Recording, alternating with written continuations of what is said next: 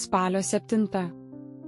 Ir kiekvienas, kuris girdi šituos mano žodžius ir jų nevykdo, prilygs paikam vyrui, kuris pastatė savo namus ant smėlio. Mato Evangelija 7 skyrius 26 eilutė.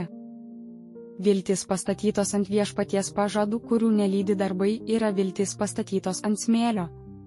Tai tik laiko klausimas, kada ateis didysis išbandymų metas, kuris parodys, kad tokios viltis neduoda naudos. Tada išaiškės, kad jos apgavo tuos, kurie turėjo jas, kadangi jie jautėsi tikri, jog turės dalį karalystėje. Iš kitos pusės tie, kurie stato paklusnume, savo širdimi ir žodžiais, pripažįsta ir garbina viešpatį, o savo darbais patvirtina tikėjimą, ir savo vaisių gausa duoda liudijimą apie artimą draugystę su viešpačiu. Jie pereis visas gyvenimo audras ir niekada nebus pajudinti, nei susvyruos, kadangi stovi ant tvirto pamato.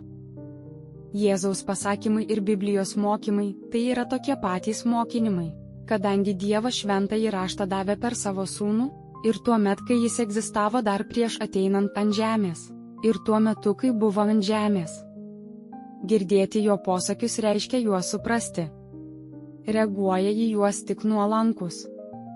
Be abejo, vaikas yra tas, kuris juos supranta, bet nepasiduoda šių pamokymų įtakai. Visos jo pastangos daryti nepaprastus dalykus viešpaties vardu baigsis nesėkme, kiek tai bus susiję su jo charakterio ugdymu į Kristaus panašumą, kuris patiktų Dievui. Tokio asmens tikėjimo struktūra, taip kaip namas pastatytas ant smėlio, bus nugriautas lietaus, vėjo, audrų ir didžiojo priespaudos laiko potvinių, kurie apims jį ir visą pasaulį. Klausimai: koks aš esu žodžio klausytojas? Kaip klausiau Dievo žodžio šią savaitę? Kokios buvo priežastys, dvasia ir pasekmės? Ir kiekvienas, kuris girdi šituos mano žodžius ir jų nevykdo, prilygs paikam vyrui, kuris pastatė savo namus ant smėlio.